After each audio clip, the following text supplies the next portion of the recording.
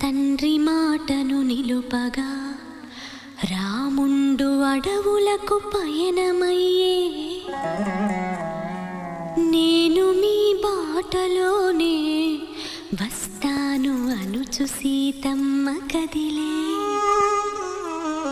ఓ పడతి అడవిలో కష్టాలు పడలేవు అని రాముడు నీడనే వదిలిపెట్టి మీరెలా వెళ్ళగలరనెను సీత.